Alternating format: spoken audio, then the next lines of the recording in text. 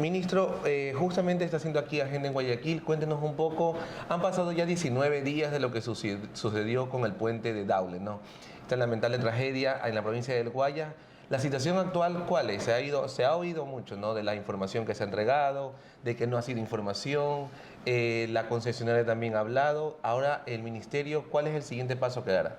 Bueno, nosotros lo hemos dicho claramente y primero que nada, nuestras condolencias con las víctimas y nuestra seria solidaridad con todos los afectados, que incluye también, por supuesto, la gente de Daule en el sector Magro que no puede trasladarse hacia Novol. Pero más allá de eso, nosotros como Gobierno Nacional y yo específicamente como Ministro de Transporte y Obras Públicas manejé un llamado a la prudencia, un llamado a la cautela, un llamado a la responsabilidad de no adelantar hipótesis. Desafortunadamente, este no ha sido el caso de la Prefectura y la concesionaria, quienes están claramente alineados y que manejan una única hipótesis, deslindando responsabilidad y atacando un tema del sobrepeso cuando no existe ninguna evidencia física en sitio ni documental en donde se haya prevenido que lo que sucedió hace 19 días, como usted bien indica, no pueda pasar. Me especifico un poco. El usuario de un puente que está manejando por esa vía decide pasar con un camión que de acuerdo a normativa puede pasar por ese puente debido a la señalética que está ahí. Había claramente una señalética que decía 48 toneladas, que lo que quiere decir es el peso máximo por vehículo. Eso quiere decir que no solo puede pasar uno, pueden pasar tantos como quieran.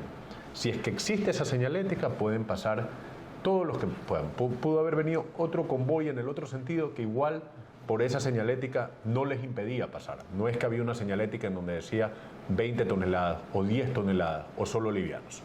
Tema número 1. ¿Sabe cuántos de esos trailers entran en ese puente? ¿Cuántos? Cerca de 16, ya, físicamente.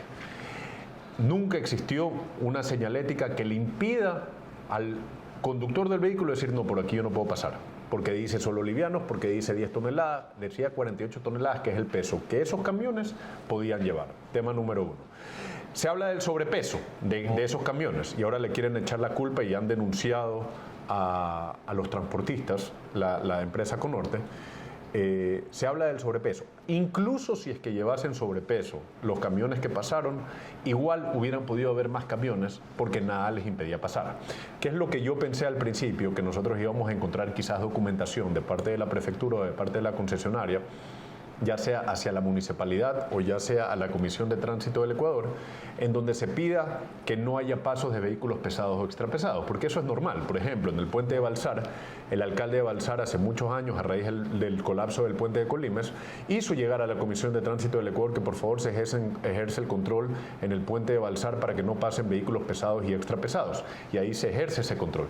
Esa documentación, esos oficios no existen de parte de la concesionaria, de la prefectura, de la Comisión de Tránsito del Ecuador. Entonces, no había razón alguna por cual la Comisión de Tránsito del Ecuador esté controlando que no pasen pesados si es que la señalética la permite y no tenemos documentación que les permita a ellos parar vehículos. Okay. Entonces, en ese sentido, es adelantado, es premeditado. Yo he dicho, y soy enfático en eso, es irresponsable y negligente que se adelanten opiniones sobre un tema que es muy complejo de analizar. Yo soy ingeniero civil, tengo una maestría y tengo un doctorado, y dentro de mi tesis doctoral justamente trabajé en el colapso estructural de puentes, en el análisis de edificios colapsados por un sismo, justamente. Entonces yo sé que es un tema que tiene muchas hipótesis, muchas posibles causas, muchos procesos que son difíciles de entender y que hay que hacer un trabajo exhaustivo, y nosotros vamos a contratar una auditoría forense para eso. Pero más allá de eso, en la parte documental sí me deja preocupado. De paso, el primer día que estuvimos ahí, los personeros de la prefectura nos dijeron claramente que ellos habían hecho todos los mantenimientos. Entonces yo me quedé relativamente tranquilo. Sin embargo, cuando hemos recibido la documentación que se la fueron a dejar a la Secretaría de Gestión de Riesgos y no al Ministerio, como por convenio de delegación les obliga, en una muestra de que ellos sí están politizando el tema, hemos recibido la información y créame que es un tema en donde es un informe de 8 páginas, en donde todo está bien, sin firma de responsabilidad, sin fecha, sin antecedentes, sin objetivos, sin decir esto corresponde al programa de mantenimiento número tal, en mes tal, y anexo el programa de mantenimiento. No hay programa de mantenimiento, planos sin firma, planos sin fechas. Inspecciones visuales, esto es tal cual como cuando uno va a un baño público y ve el registro de que se ha limpiado el baño, pero igual sabe que está sucio y que está mal. Así es como nos han enviado a la prefectura la información. Entonces, perdón que siga en el tema, a nosotros lo que nos sorprende es lo alineado que está la concesionaria con la prefectura, porque la prefecta ha dicho públicamente, y yo la entiendo, de que ella no se puede hacer responsable en 2 años que lleva de prefecta por 70 años que tiene el puente. Pero sí me sorprende que en lugar de estarle exigiendo lo que nosotros le estamos exigiendo a la concesionaria, que lleva 25 años, estén completamente alineados. Cuando yo recibo esa información, a mí sí me da preocupación que el personal técnico de la prefectura haya recibido esa información y, siendo ingenieros civiles, no sean más enfáticos o más exigentes al momento de recibir la información y simplemente la remitan a nosotros diciendo que todo está bien. Ok, y ante eso, ¿ustedes ya van a tener alguna acción legal o se van a quedar hasta ahora con la auditoría? Mira, ¿no? estamos haciendo exigencias de pedidos de información que el convenio nos asiste. El convenio de delegación obliga a la prefectura a trimestralmente entregar información. ¿Información de qué tipo? Niveles de servicio. Niveles de servicio en las delegaciones quiere decir el estándar para medir la calidad de una carretera, programas de mantenimientos, programas de inversiones, conteos de tráfico que se hayan ejecutado, flujos económicos que hayan ingresado, todo eso nos deberían de entregar. Nosotros pedimos esa información el año pasado y no nos la han hecho llegar, y nosotros estamos pidiendo más información, haciendo toda una auditoría a nivel interno de los documentos que tenemos, exigiendo más información para, en un análisis legal y que sea riguroso y tipo técnico también, poder tomar decisiones. A mí lo que me preocupa sinceramente es que ellos estén mandando información que técnicamente deja mucho que desear y que, sobre todo para el alcance que tiene una prefectura que tiene vías delegadas que se cobran bastantes peajes, ¿no? Justamente en este mismo tema, ¿cuál es tal vez su hipótesis? Mire, yo no tengo ninguna hipótesis, porque el problema, ¿cuál es? El problema es que si yo hago un análisis estructural del tema, existen un sinnúmero de acciones que pueden tener que ver, pandeo de alguna de las barras, puede haber oxidación en los elementos, pérdida de sección de los cables, pérdida de torque en los pernos. Hay una serie de factores que pueden llegar a ese tema que solo una ingeniería forense muy estricta puede llegar a determinar. Efectivamente, cuando existe un colapso, existe siempre la posibilidad, y digamos, tuvo que haber sucedido, de que uno de los elementos que causó o desencadenó el colapso haya resistido menos de lo que hubo de demanda en ese momento. Eso pasó, pero puede ser por dos cosas, porque haya habido más peso de lo que se tenía como resistencia, o que la resistencia haya disminuido como una falta de mantenimiento y un deterioro. ¿Cuál de esas pasó? No, ahorita es muy adelantado, no se lo puede hacer con una simple inspección visual como la que nosotros hemos hecho en sitio. ¿Cuándo tal vez habría ya algo final por parte de ustedes? Nosotros vamos a hacer un peritaje, contratar una empresa que es experta en peritaje. Eso se va a demorar cerca de 30 días y ellos van a dar un primer informe cerca de 30 a 45 días, un primer entregable, y de ahí seguramente como parte de ese informe se tendrán que hacer unos análisis adicionales para un segundo informe. ¿Han habido nuevos acercamientos con la prefecta en este caso? No necesariamente. Yo creo que este tema nos tiene un poco distantes, por decirlo menos, porque evidentemente es un tema que ha causado de lado y lado posturas radicalmente opuestas. O sea, yo sinceramente pensé y hubo un quiebre incluso en ambos bandos, ¿no? No, pero para ser totalmente franco, yo creí en la palabra de la prefecta de que se habían hecho los trabajos que ella me dijo que se habían hecho, que los trabajos de mantenimiento se habían ejecutado y que eran buenos. Hoy tengo más dudas que certezas, no necesariamente porque ella no es técnica y seguramente no sabe qué es lo que implica un programa de mantenimiento, no tiene por qué saberlo, pero créame que cuando uno ve la información que hemos recibido, en donde solo hay inspecciones visuales y un formato en donde no está sucediendo absolutamente nada, no hay registro fotográfico de que se hizo dicha inspección visual, no hay un informe que tenga antecedentes, objetivos, metodología, no hay pruebas de calidad destructivas del acero, no hay pruebas pruebas de ultrasonido, no hay pruebas de torque en los pernos, no hay prueba de tensión en los cables.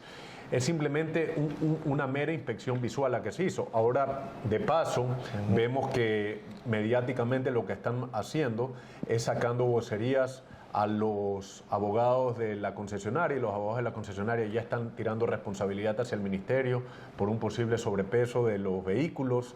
Vemos que están haciendo denuncias contra los transportistas. Entonces, todo el paquete de cosas que han sucedido entre la narrativa que se quiso posicionar al inicio, luego las acciones legales que están tomando y las vocerías que están haciendo mediáticamente, nos deja a nosotros como gobierno, como ministerio y como personas técnicas muchas más dudas que certezas. Y la idea de querer posicionar mediáticamente ante la opinión pública de que hay solo una hipótesis y que ellos van a investigarlo, y el abogado de la concesionaria lo dice tajantemente. Aquí la única hipótesis es el sobrepeso y hacia allá tiene que ir la línea de investigación, orientando la línea de investigación digamos, para mí bochornosamente y muy anticipadamente. Ok. Hay un tema en el cual sí es cierto que es el tema del puente, el mal estado del puente Vicente Rocafuerte. Correcto, ¿no? sí. Que ese no es un tema nuevo. Sí. Tiene ya años, y cuando la ciudadanía, tanto de Pascuales, Guayaquil, como las ciudadelas en La Aurora, se preguntan cuándo. No quieren verse reflejados justamente sí, que ocurre una mire, desgracia no tienen el riesgo que tenía lo otro, lo puedo aseverar. Yo he Pese visto, a que hay 10 pilotes que están... Son 10 pilotes de 87 que tienen deficiencias por un colapso, digamos, más bien, no quiero usar la palabra colapso, sino choque entre barcazas y los pilotes, que hacen que tengan agujeros. Esos pilotes van a ser intervenidos esta semana. Okay. Y lo que vamos a hacer es encofrado y con un grout cementicio y hormigón y barras de acero, vamos a reponer la sección que tuvo cuando se construyó el puente. Eso realmente es el trabajo que vamos a hacer ahora, y vamos a dejar el puente como fue construido originalmente. Sin embargo, eso no es lo único que vamos a hacer con ese puente, porque yo, como ingeniero civil y experto en la materia sísmica, los pilotes tubulares huecos de hormigón son pilotes que ya no deben de ser utilizados por un tema mayoritariamente sísmico, dinámico. En esta semana va a estar resuelto el tema del puente para problemas estáticos, para el día a día de su utilidad, que es paso vehicular y el peso propio que tiene la estructura. Pero para temas sísmicos hay que hacer un serio estudio que nos diga si es que necesita ser reforzado. Seguramente los pilotes van a tener que ser rellenados en la parte de arriba y forrados con fibras de carbono para mejorar su comportamiento sísmico. Eso, de todas maneras, lo va a evaluar un estudio que nosotros estamos terminando los términos de referencia. Entonces, son dos cosas con el puente Vicente Rocafuerte. Ahorita, intervenir inmediatamente para ponerlo a nivel de cómo estuvo cuando estuvo construido, y otra, hacer un estudio para ver si necesita ser reforzado con las técnicas actuales de ingeniería sísmica. ¿En este puente interviene Daule y Guayaquil o no han intervenido? Sí, a ver, une Pascuales con Daule, pero en realidad ese es un puente que está a cargo del Ministerio de Transporte y Obras Públicas, y es competencia del Ministerio de Transporte y Obras Públicas, y nosotros vamos a ejecutar la obra. Ok, sigamos ahora con Guayaquil, caso radares. Hace poco justamente sacaron la clausura, pues no, de algunos de los radares, el municipio también respondió, y la pregunta ahora es, ¿qué pasa tal vez con aquellas multas en este sentido, o por qué ahora? ¿Qué ha pasado con el trabajo también de la ANT, que es el ente regulador en este caso? Sí, mira, yo quiero ser enfático y hacer un recuento de lo que el gobierno nacional ha hecho con el tema radares y por qué lo hemos hecho. Porque es importante decir que como gobierno nosotros no estamos en contra del dispositivo de control de velocidad per se. Tenemos que asegurar la seguridad vial, valga la redundancia, porque es un tema sumamente importante y porque es un tema delicado que afecta a muchas familias, y hay muchos fallecidos en este país por exceso de velocidad. Eso tenemos que dejarlo claro. Lamentablemente, 2 errores no hacen un acierto, y en este país lo que se hizo es que se le dio carta abierta a las compañías de los radares para que en conturbio con municipios y con la anterior Comisión de Tránsito del Ecuador hacían convenios tripartitos en donde el privado ponía la inversión en la infraestructura, el equipo, los radares, las fotos, el software, manejaban el software, recaudaban, manejaban la cobranza, manejaban la repartición y hacían toda la cadena. Entonces repartían 50% para ellos, 25% para la CTE, 25% para un municipio. Eso lo cortamos, esos son los GATS tipo B. Lo cerramos porque necesitaban de la Comisión de Tránsito del Ecuador, quien tiene el control operativo sobre GATS tipo B y sobre la red vial estatal general. GATS tipo A, ¿qué es lo que nos dimos cuenta? Nos dimos cuenta que los radares estaban siendo calibrados por las propias empresas fabricantes. Tipo A se refiere a Guayaquil. Guayaquil, Quito, Manta, Durán, Ok, las ciudades más grandes. Babahoyo, en este caso, ¿no? Quevedo. Okay. Y en Guayaquil lo que notificó hace poco fue lo de Vía La Costa. Y en No, todos los radares de Todos, Guayaquil. ok. No hay radar. ¿Qué es lo que nosotros hicimos en una resolución de la ANT? Lo que usted y lo que cualquier persona común haría si es que le toca medir algo, que lo calibre, que la calibración se echa por un ente externo, no alguien que sea juez y parte. La propia casa.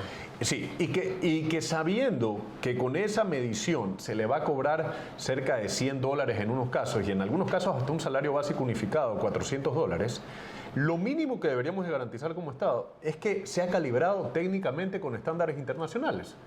Esa es nuestra resolución, que tenga que ser calibrado por un ente externo acreditado ante el Servicio de Acreditación Ecuatoriana y que cumpla con normativas INEN, que están respaldados con la ley de calidad del país.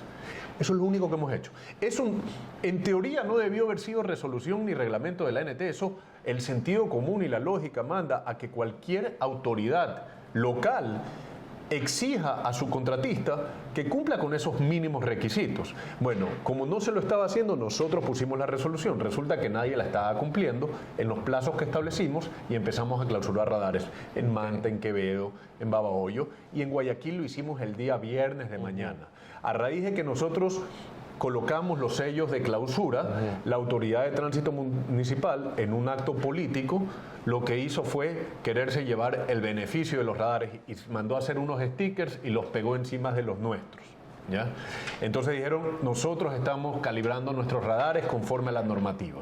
Eso motivó un tuit del alcalde, yo respondí y ahí se zanjó el tema. Bueno, él respondió, pero eso no vamos a responder a las acusaciones que ha hecho. Pero más allá de eso, el tema aquí es que nosotros como gobierno estamos en contra de dos cosas primordialmente con los radares. De un modelo perverso, que es el de alianzas estratégicas, que lo que hace es que extorsiona a los ciudadanos y pone radares tramposos para llenarse los bolsillos, número uno. Y número dos, a que si es que ya lo van a colocar los GATS tipo A, que son autónomos para decidir su colocación o no, porque nosotros no tenemos por qué intervenir en que si tienen o no tienen radares los GATS tipo A, pero si lo van a hacer y van a cobrarle las multas que el Código Integral Penal establece que se tienen que cobrar, más que sea, tiene que ser en un proceso súper exigente de calibración y que sea un ente externo. Es eso lo que estamos haciendo. Si no ocurre eso, porque justamente lo clausuraremos. Nuevamente clausura. Sí, clausuramos. Simplemente tiene que cumplir la normativa. Es así de sencillo. Y no es un tema, lo que yo dije sobre el municipio de Guayaquil, más bien fue algo correcto. Primera vez que un alcalde toma la postura de más que sea pegar un sticker y decir estamos cumpliendo con la normativa. Yo no lo decía ni jocosamente ni sarcásticamente. El tema es sumamente serio y realmente el alcalde Álvarez fue el único que puso un sello. Claro, yo creo que fue un tema más político de quererse llevar el mérito de los radares que un tema certero de que lo hubieran hecho, porque fue justamente el mismo día que nosotros los clausuramos. Pero más allá de eso, yo aplaudo que los municipios estén acatando la resolución que hemos generado. Ok, ahora que tocó el tema del alcalde de Guayaquil, justamente le quiero preguntar, por la parte del gobierno, ¿no? La parte del Estado, tal vez no se ha politizado un poco este tema. Acuérdense que tenemos Ministerio de Cultura, con los roces también, luego también con el Ministerio de Economía, dice que 100 millones que todavía no les deben. Tal vez no se politiza un poco estos roces que tiene el gobierno. Mire, yo creo que, yo sinceramente creo que no. Por lo menos desde mi gestión, el alcalde varias veces mencionó el tema del quinto puente. Y por ejemplo, mismo, sí. El tema del quinto puente, por ejemplo, es un tema en donde el impasse nunca fue con el alcalde. El impasse fue con el gobierno anterior. Pero nosotros en el periodo de transición, el presidente y yo como ministro personalmente pedimos varias veces que el puente no sea delegado porque fue una de las pocas promesas de campaña en materia de infraestructura del presidente Noboa. ¿ya? Teníamos todo un plan de infraestructura, pero así como campaña, el quinto puente era una promesa y se lo entregaron 2 días antes de que haya el periodo de transición. Entonces, ese tema para mí está zanjado. Fuera de eso, cuando nosotros arrancamos la actualización de los diseños del quinto puente, el alcalde en reiteradas ocasiones mencionó públicamente de que era imposible hacerlo sin el municipio. Sin embargo, yo tengo oficios que demuestran que la Subsecretaría Zonal y la Dirección Provincial del Ministerio de Transporte y Obras Públicas han guardado una relación de trabajo en materia de oficios, intercambio de oficios sobre los temas que compete a la zona de Guayaquil en el proyecto del quinto puente. Y por otro lado, también con el municipio de Guayaquil hemos firmado un convenio que es sumamente importante para la ciudad y para el país, que es el tema del dragado de acceso a los puertos privados en su adenda número 4. Y que ha sido un trabajo interinstitucional importante que han desarrollado los equipos técnicos. Entonces, mientras se ponga el país enfrente, nosotros podemos trabajar. Quizás las brechas que existan entre el gobierno y el municipio son importantes como para no hacernos tomar la foto, pero hay temas que son prioritarios para el país, no lo haremos. Y lo mismo es el quinto puente con la prefecta, y nosotros hemos trabajado con el prefecto Lloret en Azuay, hemos trabajado con el prefecto Orlando en Manabí, hemos trabajado con el prefecto Bravo en El Oro, con el prefecto Robles en Carchi, con la prefecta Zambrano en Esmeraldas, con municipios ni se diga. Acabamos de entregar al municipio de Puerto Viejo una transferencia de 8.7 millones. Hemos trabajado en mancomunidad con muchas prefecturas de cualquier bandera política. En los hechos, que usted tenga un presidente que le entregue a una prefectura contraria 120 millones de dólares para una obra emblemática en un convenio, usted no lo hubiera visto en otros gobiernos anteriores. Ok. Quinto puente, justamente con Marcela Guiñaga, que se firmó hace poco, iniciaron los trabajos. Sí. Esta situación, tal vez, de que sucede con el puente de Daule, ¿no ha frenado un poco el avance del proyecto? No ha frenado y no tiene por qué frenarlo. Okay. Nosotros vamos a estar siempre exigiendo que el convenio se cumpla, tanto en plazos como en el destino de los recursos hacia la obra. Por el momento el tema va lento, pero está avanzando. Pero mire, nosotros el quinto puente lo tenemos como un proyecto prioritario y nada va a hacer que nosotros trabajemos por el quinto puente y eso implicaría trabajar con las personas que tengamos que trabajar. Hoy tenemos un convenio firmado, ese convenio se tiene que cumplir y en ese sentido el quinto puente para nosotros es prioritario y es una realidad. ¿Y se va a sentar también Guayaquil y los otros municipios aledaños? Sí, mire, en el momento, lo que pasa es que ahorita estamos arrancando el proyecto del quinto puente ha tenido 3 fases claramente marcadas. La primera, la actualización de los diseños que antes estaban hasta el 2009 y que tenemos que actualizarlos. La actualización del estudio de tráfico, que ha sido el talón de Aquiles de los procesos licitatorios anteriores. ¿Por qué? Porque no es solo determinar la construcción del puente y ver cuánto tráfico pasa, es ponerle un peaje y ver qué tráfico pasa, es subir el peaje y ver cómo reduce ese tráfico. A medida que usted aumenta el valor del peaje, el tráfico va disminuyendo. Y ese análisis de elasticidad de la demanda es el que necesitan los oferentes privados para decir, esta es mi propuesta económica. Eso no se había hecho antes, nosotros lo hicimos por primera vez. Con ese estudio de tráfico y con esos diseños actualizados, nosotros hicimos una primera corrida financiera. Casa adentro. La corrida financiera determinó que necesitábamos un aporte estatal y ese aporte estatal, en lugar de ponerlo en el momento en que ya se dé toda la licitación, lo arrancamos en convenio con la prefectura. ¿Qué se está haciendo ahorita? El resto del proyecto manejarlo a través de la Secretaría de Inversión Público-Privada, en donde un proyecto de alianza público-privada va a establecer los mecanismos claros, el concurso de licitación, el aporte estatal adicional que haya que poner, si es que hay que poner, si se lo pone en la construcción o si se lo pone en la operación, y las reglas del juego para la licitación internacional. No sé si ahora que mencionó el tema del tráfico, vía la costa como tal, ¿hasta qué punto el Ministerio de Transporte tiene, valga la redundancia, la competencia y cómo toma ahora con el anuncio del futuro nuevo aeropuerto de Guayaquil? Bueno, yo creo que no hay que adelantarse. El aeropuerto de Guayaquil está lejos de llegar al número de pasajeros que por contrato toca para que sean movidos a Daular, por un lado. Por otro lado, hoy lo que mueve el tráfico a la zona de Pozorja es el puerto de aguas profundas. y para eso tenemos la vía concesionada nosotros desde Chongón a Progreso y Progreso Pozorja, digamos, y esa vía está cumpliendo con los niveles de servicio, está cumpliendo con los parámetros de funcionalidad y evidentemente si es que en algún momento merita ampliación, así lo haríamos. En ese sentido nos estamos manejando por el momento, nada más. En la vía, hace poco también mencionaba la vía Machala, ¿no? Guayaquil-Machala. ¿Este proyecto en qué estado se encuentra? A ver, la vía Guayaquil-Machala es una de las vías, una de las concesiones que tiene el Ministerio directamente que en peor estado están. ¿Por qué? Porque se firmó un contrato totalmente lesivo para el Estado y en todas las renegociaciones se han firmado cláusulas reformatorias que son incluso más lesivas que el contrato original. Entonces, y en ese sentido se han dado una serie de irregularidades. ¿Qué medida tomamos nosotros? La de la intervención. El contrato establece en la cláusula 14 que se puede hacer una intervención de la vía bajo ciertos parámetros que se cumplen, bajo ciertas causales que se cumplen, y en ese sentido nosotros nombramos un interventor que está actuando ahora. Producto de esa intervención vamos a ver si es que se tiene, mejor dicho, se tiene que realizar una auditoría a los temas financieros de la concesión, por un lado, y por otro lado tienen que hacer unos temas contractuales para por fin poder meter maquinario, sobre todo en la zona del Guabo, que es la zona que debió haberse terminado hace mucho tiempo, 6.7 kilómetros que siguen a 2 carriles cuando la concesión se firmó en el 2016, cuando se ha gastado, ya perdí la cuenta de los millones de dólares. Y ya mismo una década y todavía no está, ¿no?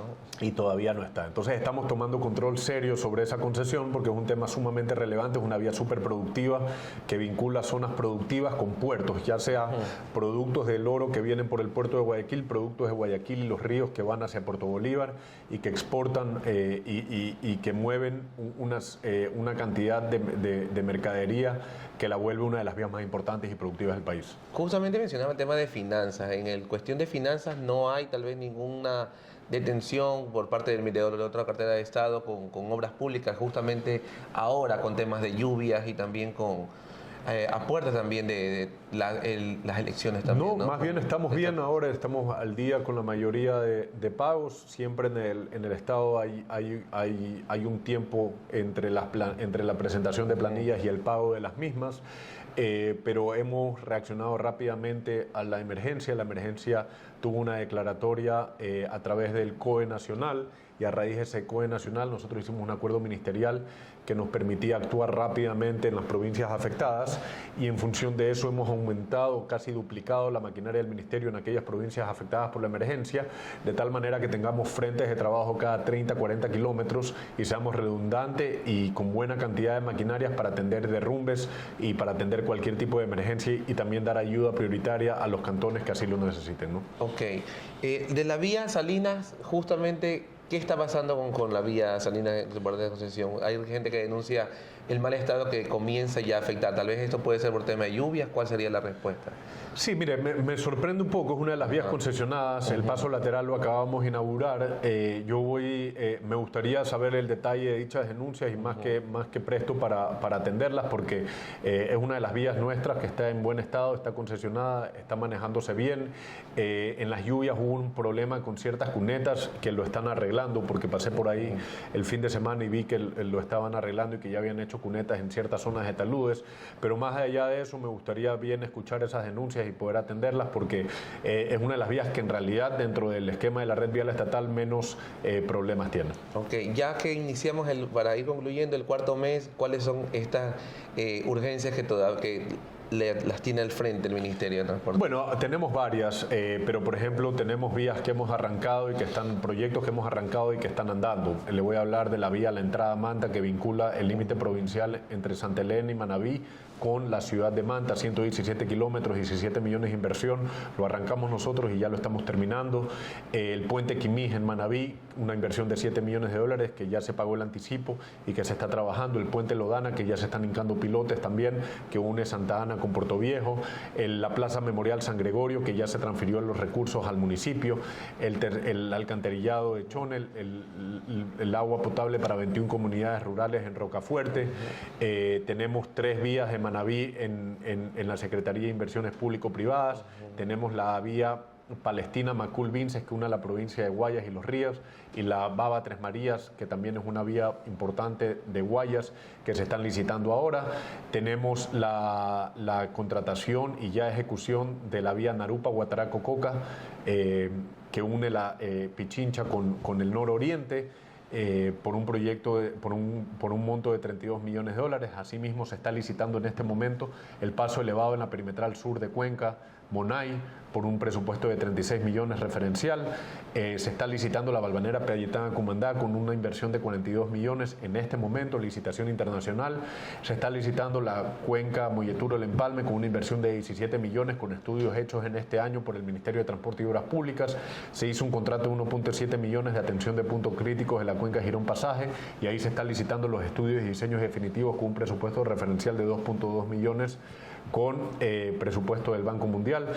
Esta semana estamos inaugurando 5 puentes: el puente sobre el río Upano, el puente Marcabelí, que une el Oro con Loja, el puente Galera en Muisne, en Esmeraldas, el puente Monteolivo en Carchi y un puente Bailey también en Sucumbíos. Estamos trabajando en todo el país, y haciendo proyectos que han sido atrasados por mucho tiempo. Con esta concluyo. Justamente sabemos que es también un problema viejo el tema del asfalto de aquí, del país, ¿no? ¿Cómo se está sobrellevando este tema? Porque obviamente sabemos que el enemigo del asfalto es el agua, ¿no? Cuando llueve, pero también el asfalto es de mala calidad y se lo ha reconocido ya ese tema. Justamente, ¿qué acciones se hacen para tener al menos un óptimo estado este material? Miren, lo que estamos haciendo en los nuevos contratos es poner especificaciones técnicas en donde el asfalto local pueda ser agregado con aditivos. Eso encarece un poco el producto, el metro cúbico, la tonelada de asfalto empieza a ser un poco más caro, pero una vez que lo mezclas con ciertos aditivos puede tener un desempeño técnico bastante mejor. Y el tema no solo está en el asfalto, sino también es muchas veces en la ingeniería. La ingeniería de pavimentos tiene herramientas y tiene alternativas que no muchas veces se han tomado en cuenta y que son importantes. La calidad y el estándar y el control de calidad que se establezcan sobre el material que va debajo del pavimento es clave. El nivel de compactación de la base y de la subbase. El material que se usa en cuanto a su granulometría para que tenga capacidad de drenaje suficiente. Las obras de arte menor que hay que hacer en las vías. Me refiero a subdrenes, canaletas, alcantarillas. La mayor deficiencia que estamos viendo en nuestra red vial estatal tiene relación a la mala infraestructura hidráulica que hemos tenido o a la ausencia de infraestructura hidráulica que tienen ciertas carreteras nuestras. ¿Qué estamos haciendo al respecto? Porque un tema que ese sí no demora un año, ni siquiera un año y medio, ni siquiera 2 años, sino mucho tiempo, es un inventario de infraestructura hidráulica. ¿Cuántas canaletas tenemos? ¿Cuántos kilómetros? ¿De qué tipo? ¿Cuántas alcantarillas? ¿Cuántos ductos cajón? ¿Cuántos puentes? ¿De qué tipo fueron los puentes? ¿De qué material son, cuándo fueron construidos? Y todo eso de ahí te va a llevar a un sistema integrado que lo que va a hacer es permitir priorizar inversiones en el futuro y tomar decisiones sobre las inversiones. Hasta ahora una carretera, ¿cuánto tiempo está durando con el nuevo asfalto con los aditivos que se le... Bueno, eso depende de muchas cosas, como le estoy diciendo. El enemigo del pavimento, para empezar, el espesor juega un rol importante. El material que está debajo del pavimento juega un rol sumamente importante. Si ese material tiene capacidad de drenaje suficiente, va a ser un mejor material, por más de que tenga la misma estructura, que si el material no tiene capacidad de drenaje. Entonces, las variables que entran al momento de decidir la durabilidad o no de una carretera son tan amplias que responder esa pregunta va a ser cualquier adivinanza menos algo técnico rigurosamente.